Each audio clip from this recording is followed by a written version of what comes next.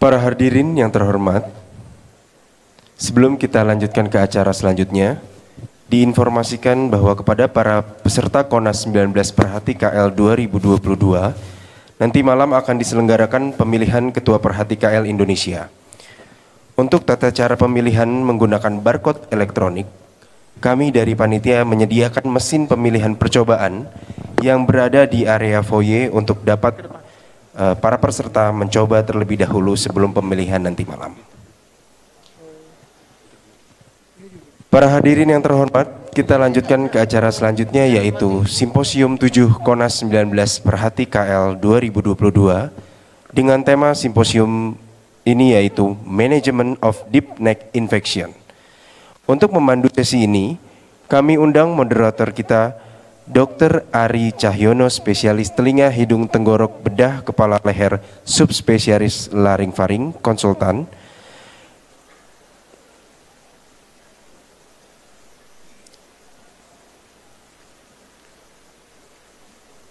Kepada Dr. Ari Cahyono, kami persilahkan untuk memulai acara.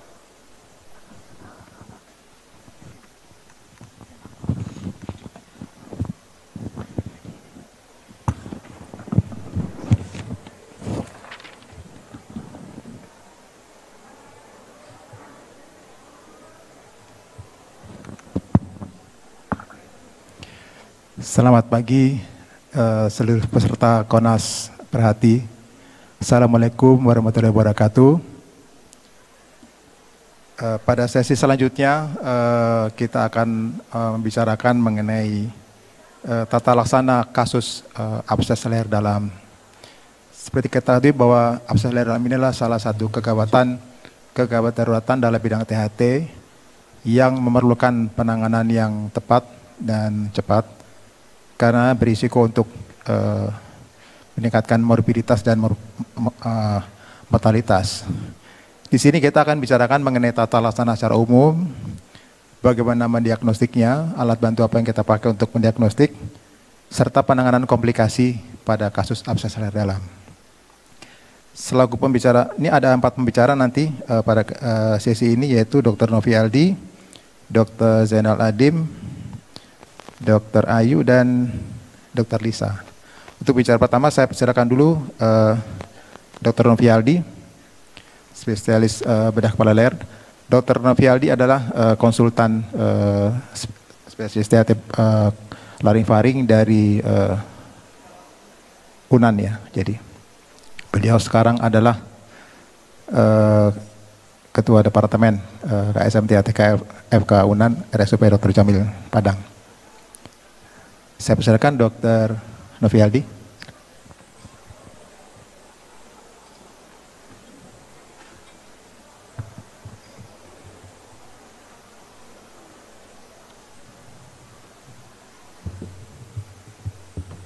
Assalamualaikum warahmatullahi wabarakatuh. Selamat pagi. Terima kasih kepada moderator. Terima kasih kepada panitia yang telah mengundang saya untuk dapat sharing ilmu di acara ini.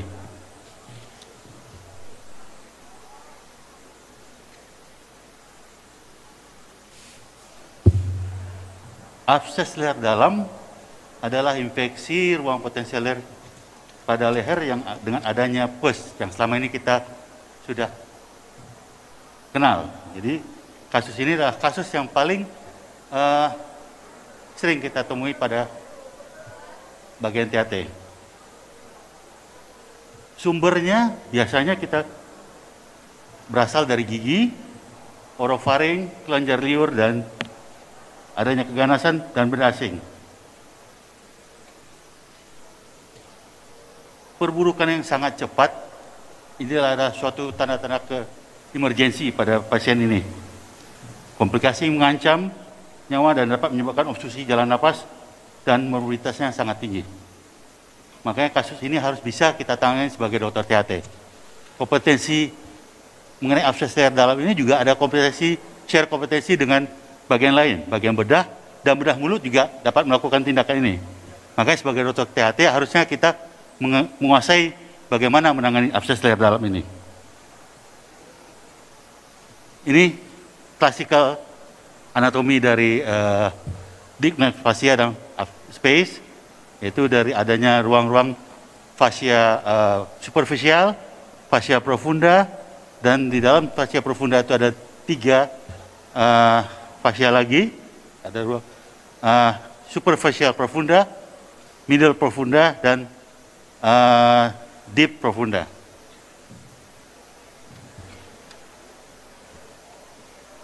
Epidemiologi di luar negeri yang kita punya data itu di Amerika, abses pada anak itu kebanyakan yang tersering adalah retrofaring abses dan parafaring abses. Di Surabaya ada penelitian dilakukan abses submandibular yang tersering dibanding abses-abses yang abses leher dalam yang lainnya. Di Padang kita sudah melakukan penelitian yang sama, juga sama submandibular abses yang tersering. Etiologi pada abses leher dalam ini sebelum era antibiotik masih tonsilitis dan faringitis. Kemudian setelah antibiotik sudah banyak, sudah baik, itu pada anak tonsilitis dan pada orang dewasa sumbernya kebanyakan dari gigi. Kuman-kuman yang sering ditemukan adalah aerob dan anaerob. Seperti Staphylococcus viridans, Staphylococcus aureus, Klebsiella, yang sifatnya gram negatif, anaerob, dan berbagai kuman lainnya. Diagnosis, prinsip diagnosisnya adalah kita temui PUS. Jadi proof function atau aspiration function harus kita lakukan untuk meyakinkan bahwa adanya PUS di dalam abses itu. Gejala yang tersering adalah nyeri berat, adanya riwayat nyeri sakit gigi, dan adanya infeksi saluran napas sebelumnya, adanya respiratory distress, disfagia, gangguan imunologi, rapid, ini bersifat cepat dan akan durasinya akan memanjang. Yang harus diperhatikan adalah adanya bengkak di leher yang asimetris atau adanya massa, limfadenopati, timbulnya trismus, dan adanya tortikolis dan beberapa tanda-tanda lainnya yang berupa tanda-tanda ada infeksi. Pemeriksaan yang perlu dilakukan adalah CT imaging, terutama non-kontras. Kontras kita dapat lakukan untuk melihat kapsul dari abses itu sendiri.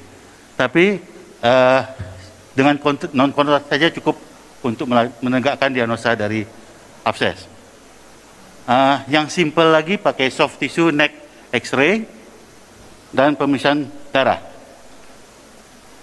Prinsip manajemen dari abses adalah airway management, jadi jaga jalan nafasnya dulu, memberi drainase yang adekuat, dan pemberian antibiotik. Teknik yang kita biasa gunakan ya seperti yang kita dilakukan insisi, yaitu kita harapkan drain akan mengeluarkan dari pus itu. Keterbatasan dari tindakan ini adalah sifat drainase itu adalah tergantung pada gravitasi, lokasi tube dan drainase yang terbatas, redressing dan irigasi luka lebih sering atau bisa lebih dari 1 kali sehari dan dapat meningkatkan ketidaknyamanan pada pasien.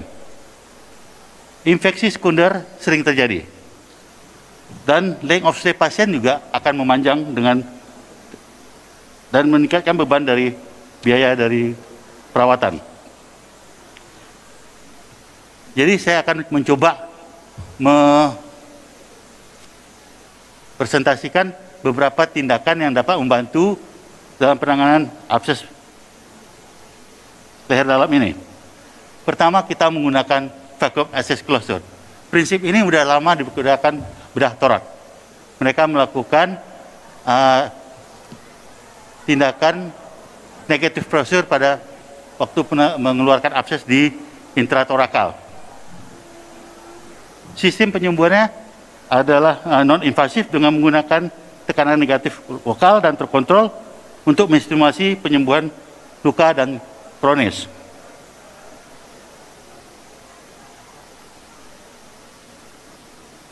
dilakukan tindakan memasang sponge pad di atas luka, kemudian ditutup dengan adhesif film dan diberikan tekanan negatif.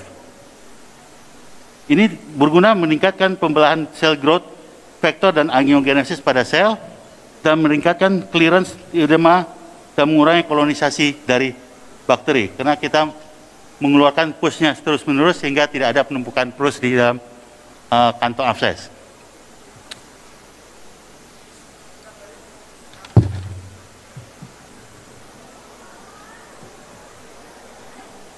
Meningkatkan wound healing dan mengurangi infeksi dengan memproduksi tekanan lokal negatif dan menyerap sekret luka dan darah sehingga meningkatkan pembentukan jaringan granulasi baru. Permukaan luka yang lebih luas dapat tertutup dan mengurangi mikroba.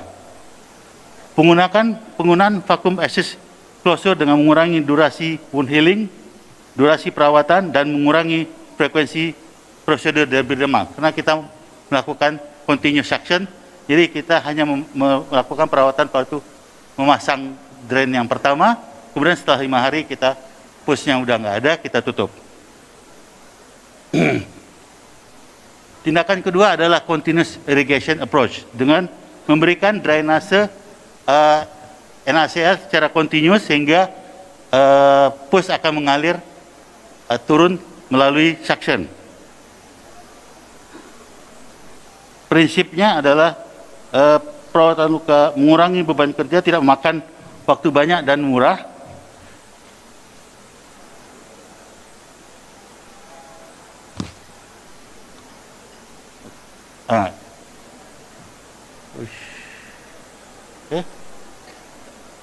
Balik ya? Aku nggak mau balik. Oke, kita pasang drain cairan infus ke dalam luka, kemudian kita alirkan dengan 40-50 tetes per menit, dan itu dibiarkan ngalir. Kemudian ada suction tube yang keluar, yang pointer ya, yang di situ itu akan menyedot pus yang keluar sehingga continuous mengalir cairannya melalui drainase. Keuntungannya, kasus ini tidak cocok pada dua kondisi, ya pasien yang tidak bisa tenang, yang tidak kooperatif, dan kedua adalah pasien yang ada fistel, di mana terjadi hubungan antara leher ke oral cavity, faring-laring dan trakea, sehingga akan menyebabkan nanti aspirasi kalau diberikan drainase continuous ini. Keuntungannya lebih efektif dan menjaga luka tetap bersih, alat bekerja otomatis sehingga mengurangi beban kerja dan tidak memerlukan alat yang mahal ataupun teknologi yang kompleks.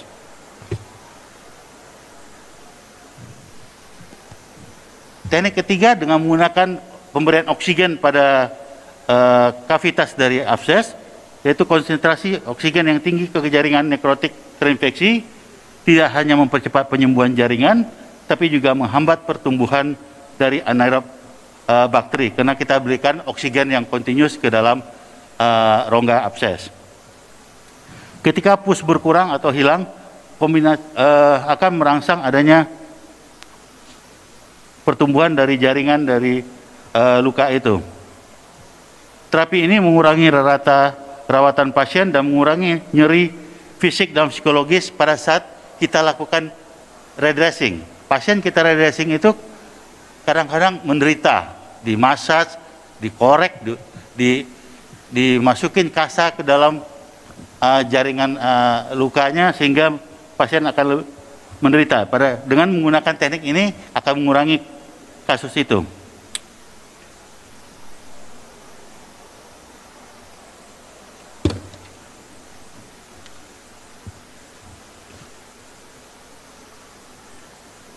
Yes. 1 menit lagi. Yes. Oke, yang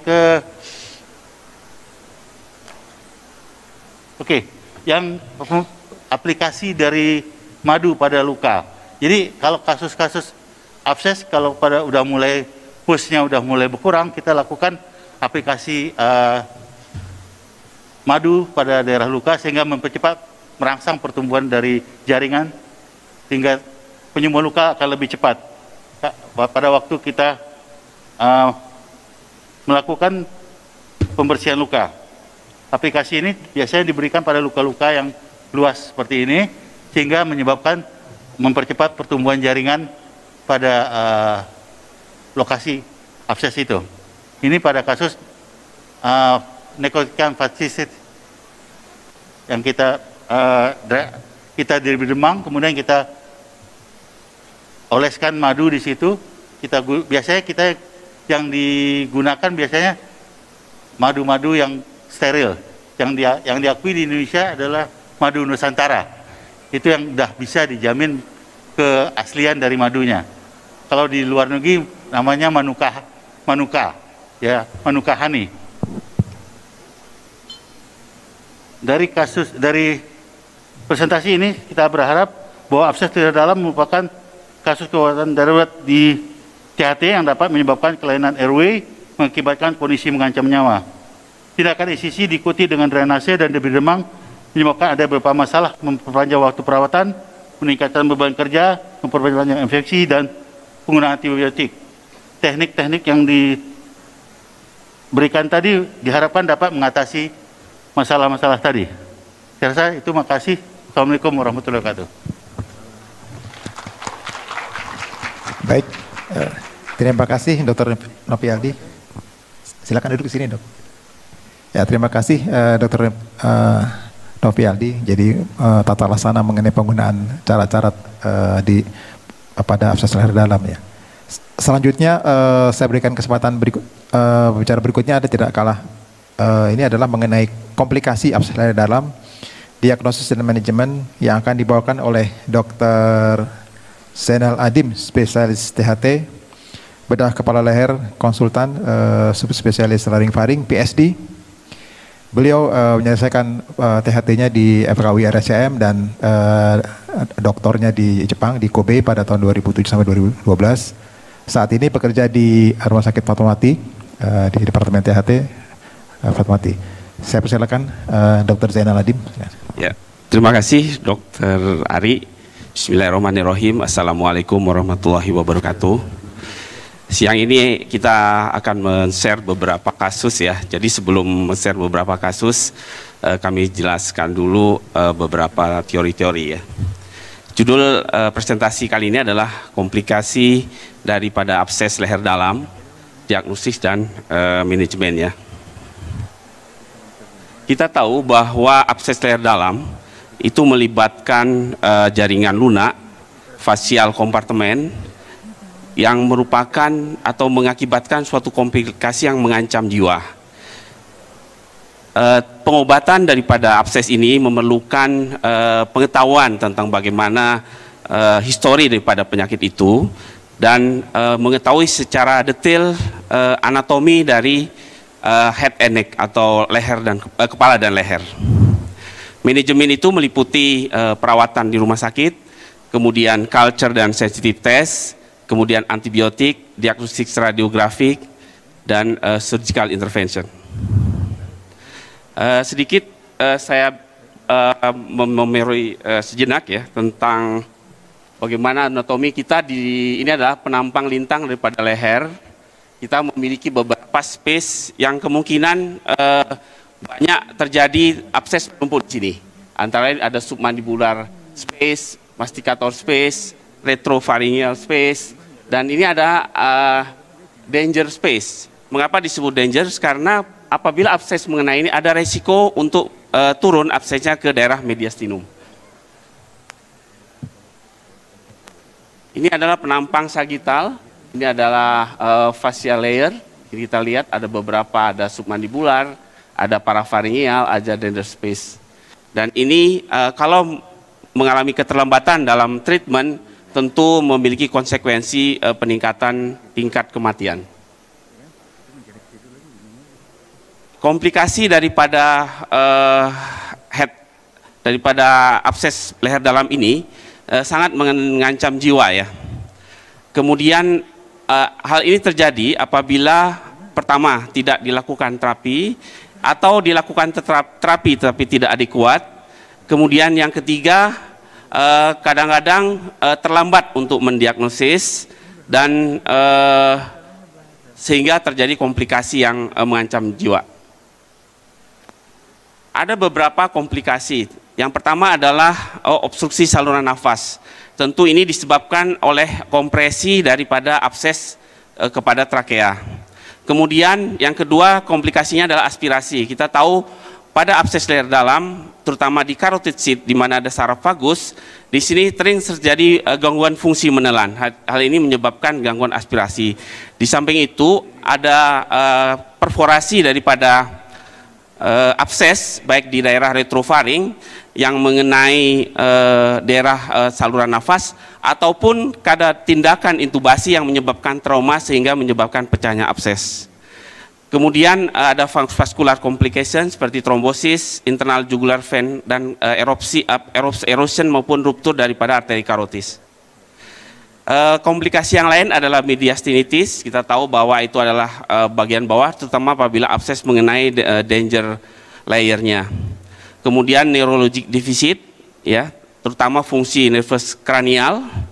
Kemudian septic emboli dan septic shock.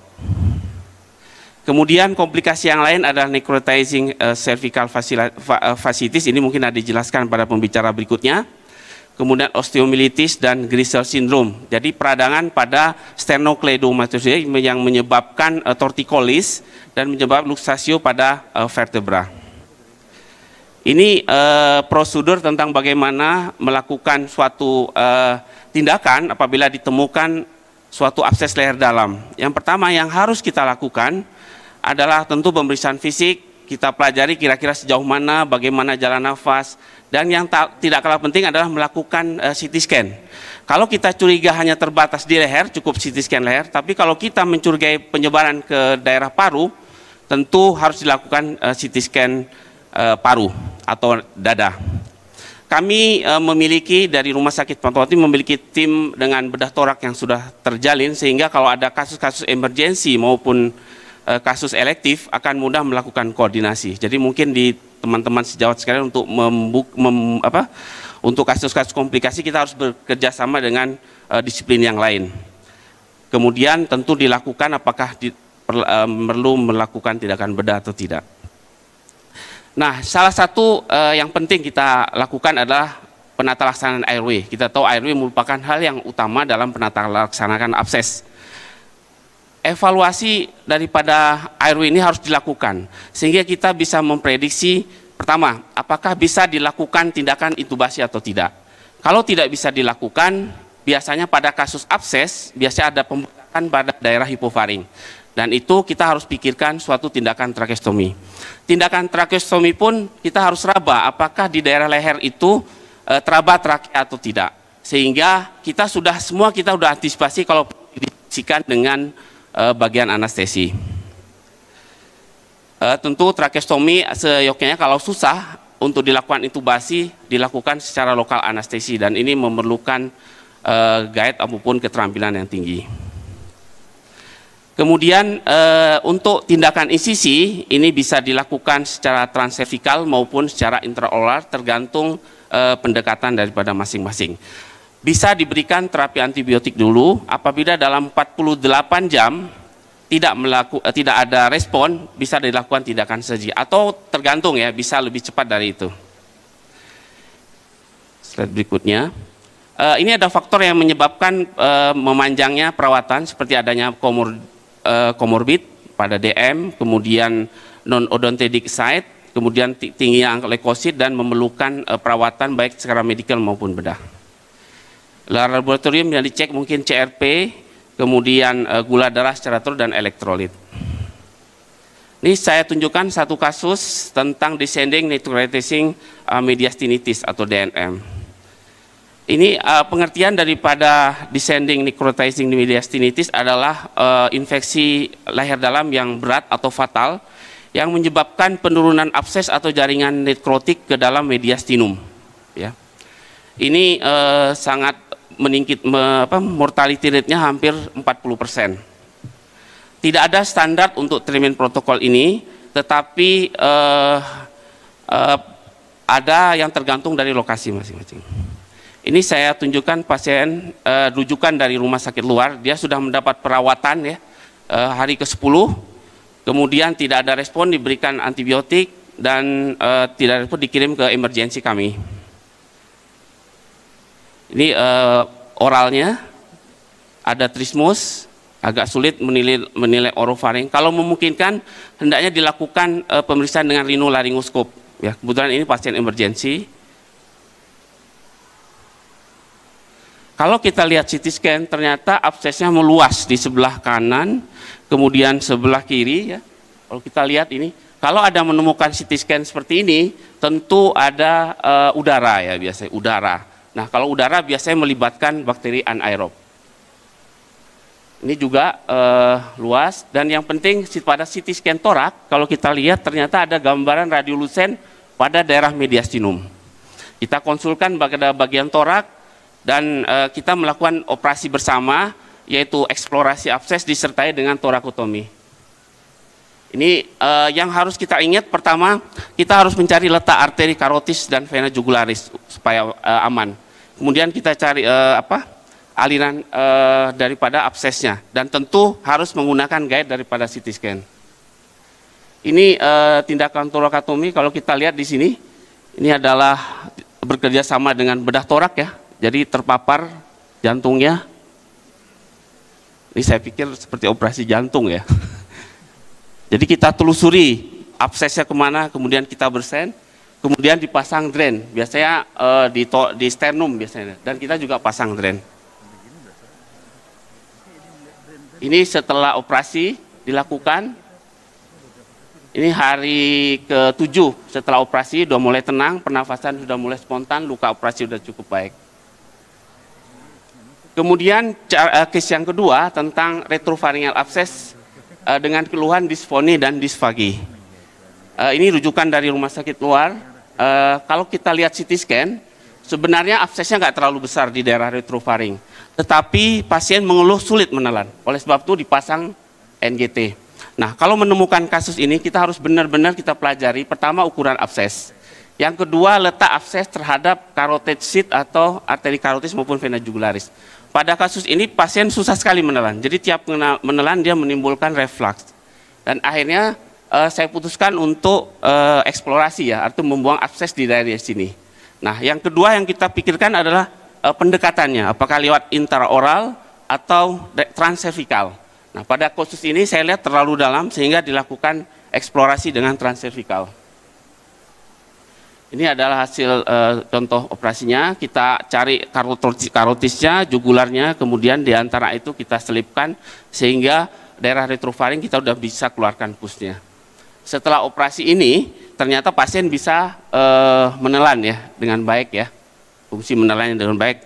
Tetapi sudah setelah sebulan atau 2 bulan, ternyata pasien mengalami paralisis abduktor bilateral.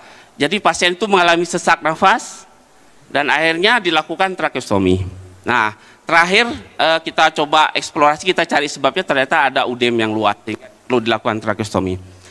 2 bulan pergerakannya sudah bagus, suara sudah bagus, kemudian mungkin akan kita lakukan dekanulasi.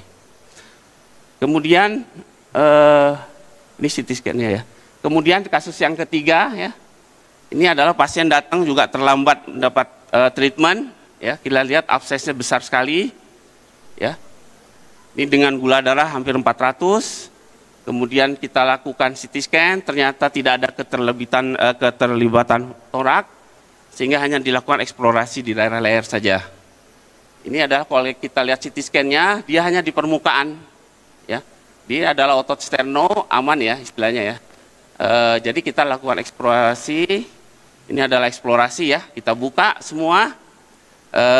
Ini hari kedua ya pasca operasi, dan lukanya sangat luas karena dengan DM, dengan infeksi kulitnya jadi nekrotik ya, jadi mesti dilakukan nekrotomi dalam perawatan.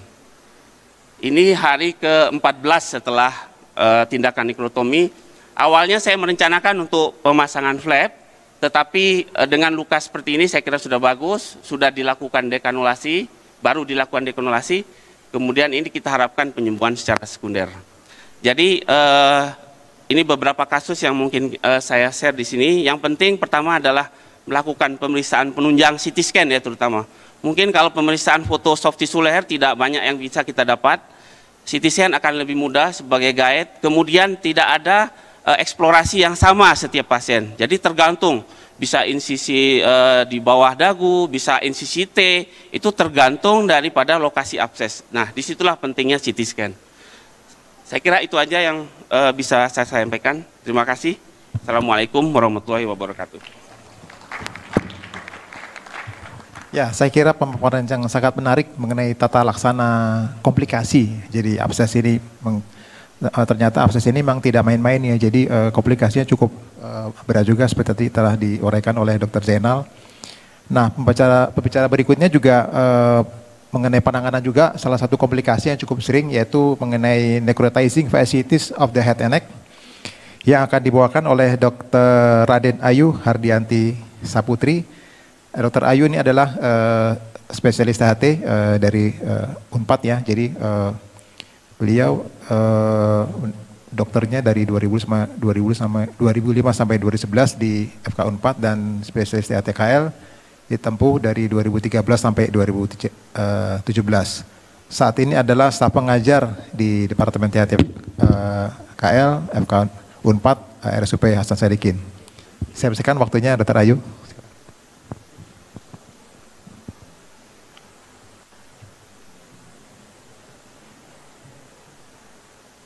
Ya, terima kasih dokter atas kesempatannya. Untuk yang pertama, saya akan membawakan mengenai kasus-kasus necrotizing fasciitis di daerah kepala dan leher. Necrotizing fasciitis ini tadi sudah disampaikan bahwa ini merupakan komplikasi dari abses leher dalam, di mana pertama kali ini digaungkan oleh Wilson tahun 1952. Di mana necrotizing fasciitis ini merupakan adanya nekrosis dari jaringan yang terinfeksi, di mana ini keterlibatan dari fasia dan juga jaringan yang mati itu selalu terlibat. Necrotizing fasciitis ini secara definisi adalah suatu infeksi yang menyebar pada facial plane yang ini menyebabkan adanya kematian dari jaringan subkutaneus, di mana ini juga melibatkan sedikit kulit dan juga otot pada daerah dasarnya. Untuk necrotizing fasciitis ini dikarakteristikan adanya progresivitas penyakit yang sangat cepat, di mana juga ada toksisitas dari sistemik dan juga bahkan menyebabkan kematian. Necrotizing fasciitis ini juga ada istilah lain yaitu craniocervical necrotizing fasciitis. Untuk mikroorganisme yang terlibat ini bisa meliputi bakteri gram positif maupun gram negatif atau kita sebut dengan polimikrobial, di mana bakteri gram positif ini yang terbanyak adalah Streptococcus dan juga Staphylococcus, dan untuk gram negatif yang terbanyak adalah Bacteroides dan juga Escherichia coli. Untuk patogenesisnya sendiri, ini yang pertama adanya kumpulan dari lemak dan juga adanya jaringan yang terbentuk atau yang akibat dari adanya kolagen dan juga hyaluronidase yang diproduksi oleh M protein dari bakteri grup A Streptococcus, sehingga terjadinya suatu reaksi inflamasi, terjadilah kumpulan pus, di mana pus itu bisa memisahkan antara kulit dan juga jaringan ataupun yang di bawahnya sampai ke dasar otot, sehingga bisa menyebabkan adanya disuasor pus yang patogenomik. Dan akhirnya nantinya bisa menyebabkan suatu edema, eritema dan juga adanya kebiruan. Untuk penyebaran infeksi dari mulai leher sampai ke arah toraks atau ke mediastinum itu bisa melalui beberapa jalur, diantaranya adalah carotid sheath, paratracheal fascia, retropharyngeal space dan juga prevertebral fascia. Untuk kasus necrotizing fasciitis yang harus kita perhatikan bukan hanya untuk tata laksana dari lukanya itu sendiri, tetapi faktor komorbid lah yang bisa menyebabkan kasus necrotizing fasciitis ini bertambah buruk kondisinya. Komorbid yang paling tersering adalah diabetes mellitus, kemudian diikuti dengan hipertensi dan juga bisa menyebabkan chronic kidney disease. Untuk tanda dan gejalanya yang utama bisa adanya local pain, kemudian adanya pembengkakan, kemerahan, dan juga adanya perubahan dari kulit itu sendiri, bisa berupa nyeri tekan, adanya crepitus, kemudian adanya nekrosis dari kulit, dan juga menyebabkan hemoragik bula. Dari pemeriksaan fisik, kita bisa hal-hal yang harus kita perhatikan adalah adanya demam, kemudian tahikardi, hipotensi, tanda-tanda sepsis shock. Ini harus selalu kita perhatikan karena pasien bisa masuk ke komplikasi ke sepsis bahkan menjadi kematian. Dari physical examination juga kita harus melihat, selain dari physical examination kita juga bisa melihat CT scan atau bisa juga soft tissue X-ray, di mana gambaran yang terpenting adalah adanya kumpulan gas atau adanya emphysema itu menandakan adanya suatu infeksi anaerob dan kita harus curiga ke arah necrotizing fasciitis. Untuk terapinya, necrotizing fasciitis ini harus didiagnosis secara cepat dan secara tepat. Kemudian resusitasi cairan juga perlu diperhatikan, kemudian pemberian antibiotik broad spectrum, kemudian surgical debridement. Untuk surgical debridement, kasus necrotizing fasciitis ini tidak hanya dilakukan 1 kali, bahkan bisa sampai 5-6 kali sebersih mungkin agar tidak ada produksi pus lagi. Kemudian kita juga harus evaluasi berkali-kali karena tadi ada faktor komorbid, kemudian sepsis, itu yang harus selalu kita perhatikan. Untuk kasus-kasus necrotizing fasciitis juga mungkin memerlukan supportive critical case, seperti misalnya pasien harus dirawat di ICU dan lain-lain. Ini adalah beberapa jenis wound dressing yang bisa kita gunakan untuk kasus necrotizing fasciitis. Di antaranya adalah drain. Drain ini kita bisa gunakan apabila produksinya pus itu berasal dari daerah dalam, kemudian hydrogel gel, kemudian yang tadi sekarang yang trennya adalah madu. Madu yang bisa kita gunakan atau yang sudah banyak penelitiannya adalah mengenai madu Nusantara. Kalau di luar negeri, madu yang bisa digunakan adalah Manuka, hanya harganya cukup mahal. Kemudian juga untuk membersihkan lukanya gunakanlah nasal salin, bisa menggunakan tule antibiotik. Untuk tule antibiotik gunakanlah pada saat apabila pusnya itu sudah mulai sedikit. Jangan pada saat produksi pus sedang banyak-banyaknya. Kemudian juga kita bisa menggunakan Aquacel, Prontosan, dan menggunakan kasa steril. Lakukanlah rehidrasi pada pasien dengan necrotizing fasciitis dengan menggunakan metode Holiday Segar. Kemudian jangan lupa perhatikan untuk nutrisinya, di mana kita bisa memberikan makanan yang protein tinggi, rendah gula, dan juga rendah garam. Jangan sampai pada pasien-pasien necrotizing fasciitis ini kita jadi misdiagnosis ataupun delay treatmentnya, karena ini bisa menyebabkan kematian yang disebabkan oleh adanya obstruksi dari saluran nafas, sepsis, mediastinitis, carotid arteri erosi, jugular vein thromboplebitis, dan juga bahkan bisa menyebabkan aspirasi pneumonia.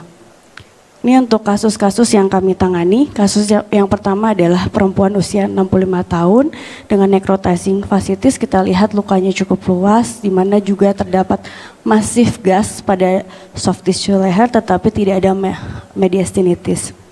Kita lakukan pembersihan luka, kemudian slavnya kita bersihkan. Nah, setelah itu kita kompres dengan menggunakan NaCl dan juga gentamicin 1:1000. Ini hasilnya cukup baik, setelah 2 minggu jaringan granulasi sudah mulai tumbuh dan pasien juga bisa dilakukan tutup defek. Kita konsul ke divisi maksilofasial. Ini kasus yang kedua. Jadi pasien ini ada abses di parotid, daerah parotid dan juga submandibula sebelah kanan. Dan juga ada parafaring abses sebelah kanan, ada komorbidnya diabetes mellitus dengan pneumonia, ada dehidrasi dan juga anemia. Ini sudah dilakukan debridement sebetulnya di rumah sakit sebelumnya, cuman tidak kering dan pus produksi. Akhirnya sesampainya di rumah sakit kita pasang drain, kemudian kita lakukan debridement. Ini pun kita menggunakan nasal salin dan juga gentamisin antibiotik, kita kompres dan dibersihkan sehari 2 kali dan alhamdulillah hasilnya baik di 2 minggu itu sudah pusnya sudah mereda dan jaringan granulasi sudah tumbuh. Kasus ketiga, laki-laki 60 tahun dengan necrotizing fasciitis di daerah anterior coli dengan AKI stage 3, anemia karena inflamasi dan juga hipoalbumin. Ini sesampai di rumah sakit kita langsung lakukan nekrotomi debridement dengan general anesthesia. Ini di hari pertama setelah operasi cukup baik hasilnya. Dan ini kita menggunakan prontosan, jadi kita cuci dulu dengan menggunakan NaCl, debridementnya. Setelah itu kita kompres dengan menggunakan prontosan sehari 2 kali apabila sudah jenuh. Setelah pusnya hilang atau sudah produksinya sedikit, kemudian kita menggunakan tule antibiotik dan hasilnya di hari ke-6 jaringan granulasi sudah mulai tumbuh. Untuk kasus selanjutnya adalah perempuan 49 tahun, ada parafaring abses di daerah toraks dan karena dentogen dan DM tipe 2. Kita lakukan aspirasi terlebih dahulu di daerah leher yang paling fluktuatif dan juga di daerah mediastinum. Didapatkan adanya pus, kemudian karena ini adanya pus di daerah toraks sehingga kita konsul ke BTKV dan kita lakukan debridement joint op. Ini untuk lukanya setelah di debridement kita gunakan madu yang digunakan adalah madu Nusantara.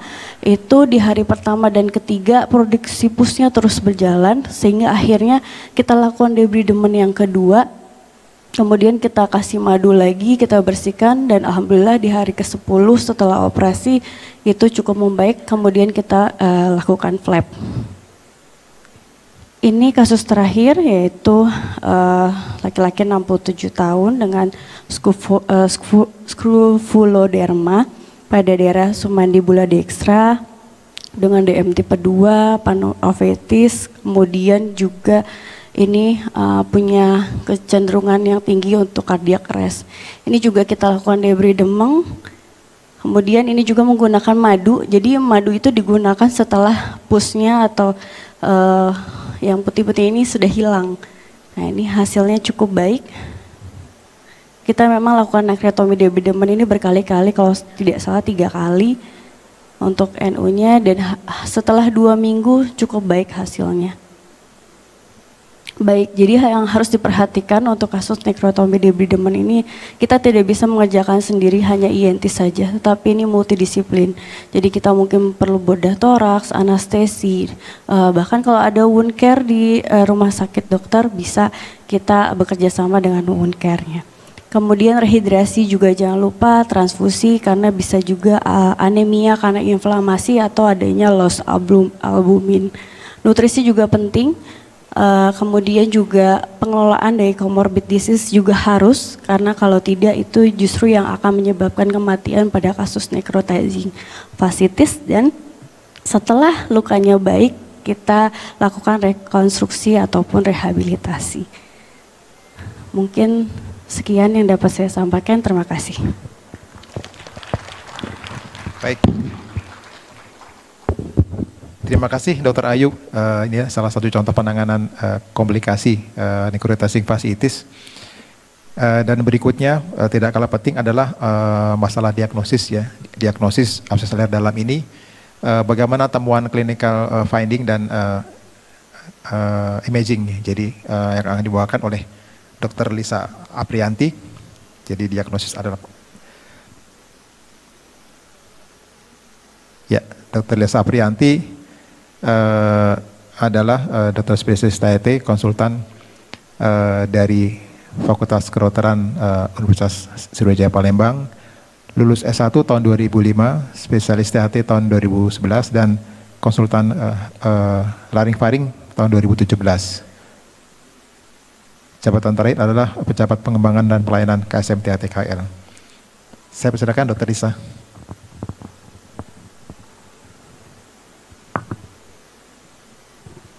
Terima kasih Dr. Ari. Assalamualaikum warahmatullahi wabarakatuh. Selamat pagi. Pada pagi ini saya mendapat giliran untuk menyampaikan tentang infeksi pada leher dalam antara penemuan klinis dan imaging.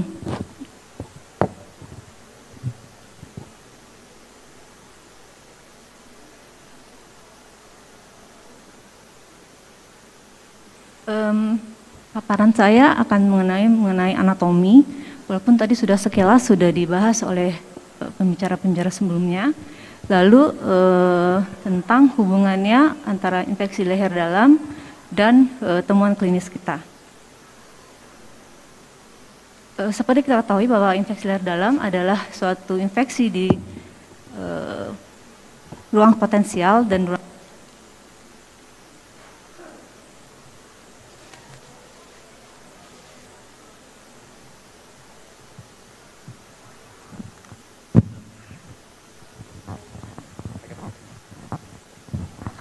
Jadi di mana infeksi itu bisa berupa abses maupun selulitis. Untuk abses infeksi leher dalam ini sebenarnya tidak terlalu sulit untuk didiagnosis, tetapi temuan klinis kita sering melewatkan kemungkinan komplikasi dan lokasi-lokasi yang terkena infeksinya. Karena itulah kita penting untuk memahami mengenai anatomi dan hubungannya dengan clinical finding dan juga imaging. Memahami struktur dari leher dalam akan membantu kita dalam mendiagnosis dan mendede ruang yang terkena, dan juga kita akan bisa mendapatkan informasi untuk tata laksana selanjutnya pada pasien ini. Berbicara tentang leher dalam, jadi kita harus bagi dua, yaitu tentang fascia dari cervicalis dan juga ruang leher dalamnya. Di mana pada fascia cervicalis itu dibagi dua, yaitu superficial dan profunda. Profunda juga dibagi menjadi tiga, yaitu investing layer atau superficial, medial, dan dalam. Lalu untuk ruang leher dalam itu sendiri dibagi menjadi strukturnya terhadap tulang hyoid, yang pertama yaitu suprahyoid, infrahyoid, dan sepanjang leher.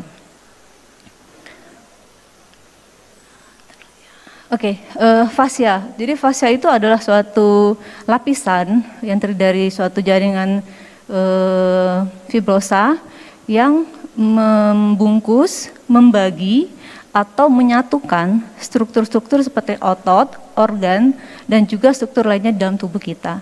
Jadi fungsi dari fascia itu sendiri sebagai mempunyai klinis, yaitu untuk membatasi atau justru untuk menjadi tempat penyebaran dari infeksi itu sendiri, dan bisa membantu kita dalam diagnosis dan juga sebagai tanda untuk tata laksana, mempunyai juga membantu kita untuk memperkirakan kira-kira akan kemana saja larinya infeksi ini. Seperti itu. Ini tadi sudah dibahas, jadi fascia cervicalis dibagi dua.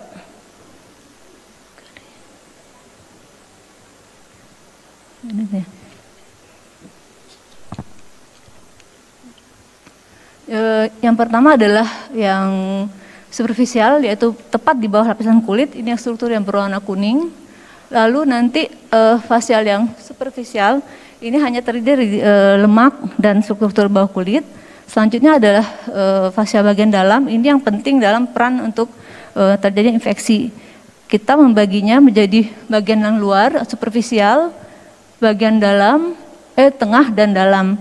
Jadi bagian luar atau investing layer ini yang berwarna hijau, jadi dia meliputi otot-otot trapezius, sternocleido, dan juga struktur seperti kelenjar parotis. Selanjutnya bagian media, yaitu berwarna biru dan ungu, ini Ini adalah lapisan peritrakeal, lalu bagian dalam yaitu vertebrae dan karotis bagian biru. Oke. Nah, konsep ruang ini adalah sebenarnya ruang itu tidak kosong dan tidak benar-benar tertutup. Tidak bukan seperti yang ruang tertutup dan memiliki tanda sendiri untuk infeksi ini. Next ya. Sekarang saya lanjut ke imagingnya dulu. Jadi dalam menegakkan suatu infeksi kita ada berapa modal, yaitu fotopolos, CT, MRI dan juga ultrasound. Ini adalah fotopolos. Biasanya yang sering kita lakukan adalah soft tissue cervical baik AP maupun lateral, torak dan juga panoramik ya untuk infeksi sebang gigi. Jadi untuk foto cervical modal kita untuk bagian AP view biasanya kita akan melihat apakah airway-nya simetris atau tidak gitu. Dan juga untuk lateralnya biasanya kita akan melihat di bagian C2 dan C6 di mana pada C2 itu sama kurang lebih 7 mm dan pada C6 itu sekitar 14 dan 22. Nah, untuk CT scan adalah suatu gold standard. Jadi di sini memiliki spesifitas dan sensitivitas yang cukup tinggi dan berguna untuk mengidentifikasi abses, untuk membedakan apakah itu abses atau selulitis, untuk melihat presisi benar lokasi dari absesnya atau infeksinya, dan juga kita bisa melihat adanya kumpulan gas. Ini adalah MRI. MRI ini sebenarnya secara banyak literatur mengatakan bahwa sama seperti CT scan, hanya saja mungkin terbatas alatnya dan lebih lama dalam masalah waktu scanning dan juga lebih mahal. USG sendiri berfungsi untuk membedakan antara suatu massa solid, kistik, dan dia akan melihat hubungannya dengan sekitar, tapi hanya daerah superficial, tidak bisa ke yang lebih dalam lagi. Nah, ini adalah hubungan antara cervical facialis yang dalam dan ruangan ya. Jadi tadi di depan bahwa leher itu dibagi berdasarkan fascia dan ruangnya. Jadi kalau berdasarkan fascia yang superficial di sini terdiri dari otot-otot, juga ada kelenjar liur dan juga ruangan-ruangan. Lalu bagian medial dan bagian dalam juga seperti itu. Nah, ini adalah lokasi dari suprahyoid space atau ruang suprahyoid, di mana kadang-kadang kita membaca literatur itu facial plane dibilangnya. Jadi di sini ada beberapa ruang, yaitu di sini ada ruang mastikator, ini parotis, lalu ini adalah daerah karotis, dan ini ada daerah parafaring, dan di sini ada daerah retrofaring, prevertebrae dan danger space. Ini kita bisa melihat hubungan antar ruang, di mana ternyata parafaring ini mempunyai peran penting dalam proses penyebaran dari infeksi leher dalam ini. Karena parafaringnya terletak di sentral, sehingga dia bisa kemanapun juga mengarahkan si infeksinya gitu. Ada gambarnya. Nah, ini ada beberapa kasus di Palembang.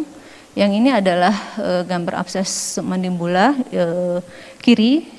Jadi di sini dia sudah mengenai daerah submaksila dan submandibula pada pasien ini.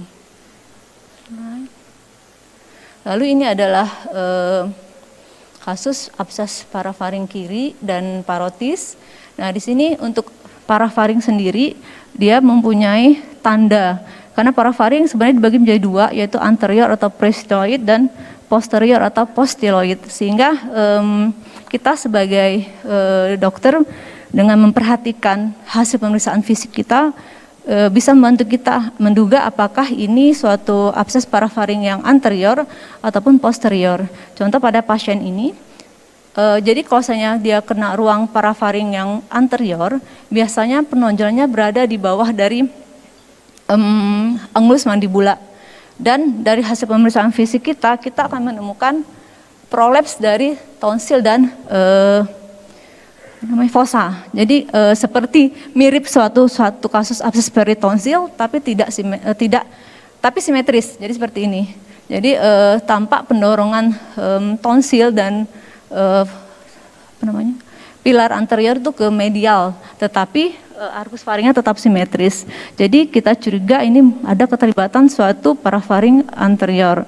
Lalu bila terjadi keterlibatan parafaring posterior, yaitu ruang posteloid, di mana di sini lebih banyak struktur yang penting, salah satunya karotisid, jalannya nervus 9, 10, 11, 12, di mana tampanan fisik pada pasien akan ada bengkaknya di daerah parotis. Jadi itu kita bisa bedakan kalau memang dia murni suatu parafaring, kalau dia berada di bawah angulus submandibula, dia adalah suatu curiga anterior dari parafaring. Tapi kalau di daerah parotis, kita curiga itu suatu yang posterior. Dan biasanya kalau dari hasil pemeriksaan dalam orofaring atau dari tele kita akan melihat adanya penonjolan dari pilar posterior. Jadi kebalik dengan yang parafaring, seperti itu. Dan satu lagi, kalau dia terkena parafaring posterior, kadang ditemukan parese nervus 9, 10, 11, 12, sehingga pasien akan mengalami gangguan disfagia. Nah, ini adalah yang satu lagi, yaitu parotis juga pada daerah kanan. Lalu ini adalah abses bukal. Dan ini satu lagi ada masseter. Jadi bukal seperti kita menggembungkan pipi, itu ada biasanya daerah bukal. Kalau masseter kita akan melihat antar kanan dan kiri tidak simetris. Jadi seperti mukanya tidak simetris seperti ini pada pasien ini. Ini jadi satu sisi tidak simetris. Lalu kita bicara tentang infrahyoid, ruang infrahyoid, di mana ruang infrahyoid ini yang seperti infrahyoid ya, jadi dia berada di bawah tulang hyoid. Biasanya adalah daerah pretracheal space, jadi daerah tiroid, daerah esophagus, dan struktur-struktur otot di sekitarnya. Nah, ini adalah contoh kasus suatu abses infrahyoid. Di sini pasien ini awalnya terkena infeksi pada abses pada mastoid, lalu turun ke daerah menjadi abses bezol, lalu turun lagi ke bawah. Jadi mengenai suatu infrahyoid, di mana untuk daerah infrahyoid, pretracheal space ataupun daerah carotid space atau ruang karotis, kita bisa melihat adanya ketidaksimetrisan antara struktur kanan dan kiri daerah sternocleido di sini.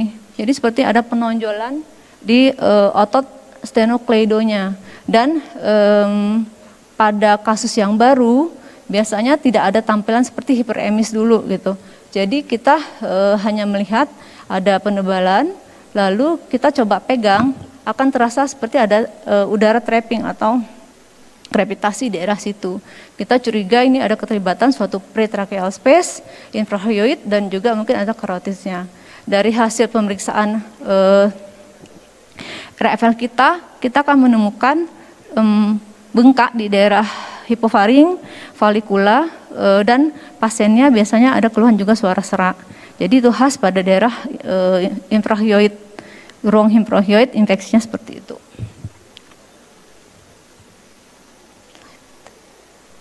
Nah, ini satu lagi kasus ruang pretracheal abses juga infrahyoid, di mana di sini pasien awalnya ternyata ada suatu karsinoma esophagus yang terinfeksi menyebar ke daerah infrahyoid dan juga pretracheal space. Untuk daerah-daerah infrahyoid ini penyebab yang paling sering adalah terjadi infeksi pada tiroid atau tiroiditis, dan juga ada masalah daerah esophagus karena di sini ada lapisan visceral dan muskular dan melibatkan trakea, otot-otot infrahyoid, dan juga esophagus. Di pada pasien ini kita lihat ya, jadi di bawah infrahyoidnya terjadi penonjolan seperti ini. Lalu daerah sepanjang leher, di sini ada 3 daerah, yaitu retrofaring, prevertebrate, danger space, dan danger space dan vertebrae. Ini contoh abses retrofaring yang murni yang tanpa ada keterlibatan ruang yang lainnya. Jadi kalau untuk abses retrofaring dengan modal soft tissue cervical lateral kita sudah bisa melihat ya, kita bisa menilai di setinggi dari cervical 2 dan cervical 6 bisa kita hitung berapa milimeter penebalannya.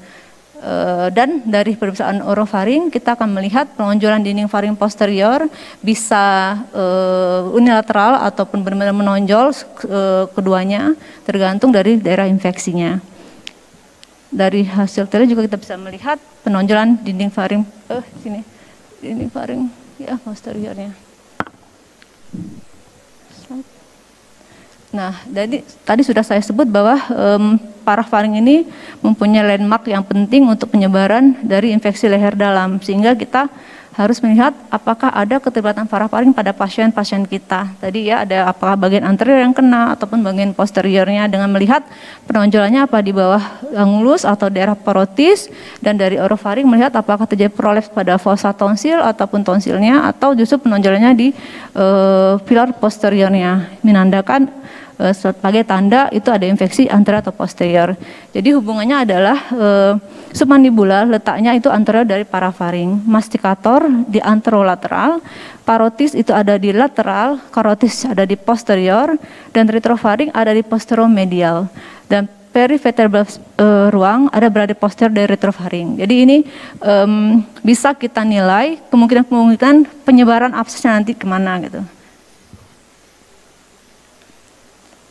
Ini adalah suatu tanda-tanda, jadi kalau kita menemukan suatu infeksi yang melibatkan superficial, visceral, dia termasuk dalam suatu ruang pretracheal, hati-hati karena pasti akan menyebar ke carotis dan juga ke superior mediastinum.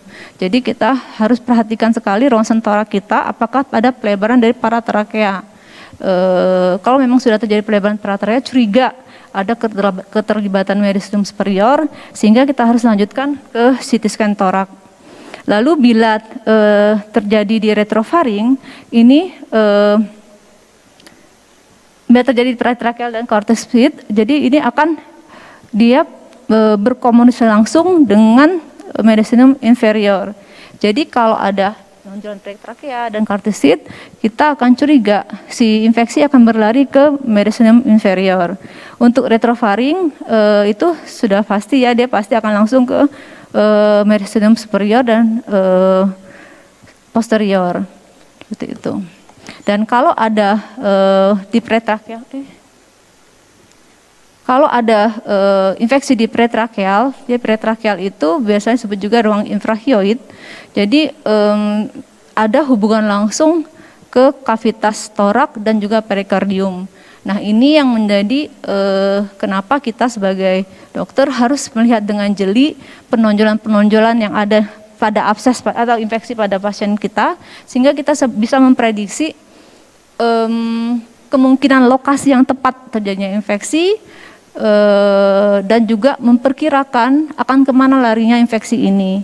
Ini akan membantu sekali kita dalam melakukan tata laksana yang tepat dan pemilihan operasi mungkin yang tepat pada pasien ini. Jadi penting ya, mungkin di daerah-daerah yang CT scan itu agak lama atau mungkin belum ada, kita bisa berlatih untuk melihat temuan klinis pada pasien, sehingga kita bisa membuat suatu diagnosis ataupun DD ruangnya terlibat. Jadi tidak melulu disebut abses mandibula, tapi kita langsung bisa menyebut spesifik mungkin parafaring, retrofaring, ataupun ruang lain terlibat seperti itu. Dan ini akan sangat membantu sekali dalam pengobatan untuk pasien itu sendiri. Terima kasih. Assalamualaikum warahmatullahi wabarakatuh.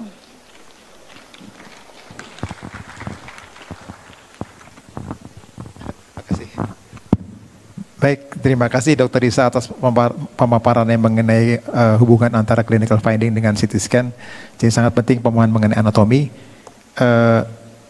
Saya kira apakah ada pertanyaan dari floor?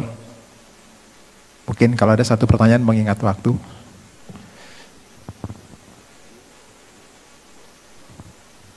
Baiklah, kalau tidak ada pertanyaan lagi, mungkin saya tutup sesi ini. Saya ucapkan banyak terima kasih kepada seluruh pembicara yang sangat hebat pada hari ini, dari Dr. Fialdi, Dr. Zainal, Dr. Ayu, dan Dr. Risa. Semoga sesi ini sangat bermanfaat untuk kita semua untuk pengembangan kompetensi kita. Terima kasih atas perhatiannya. Wassalamualaikum warahmatullahi wabarakatuh.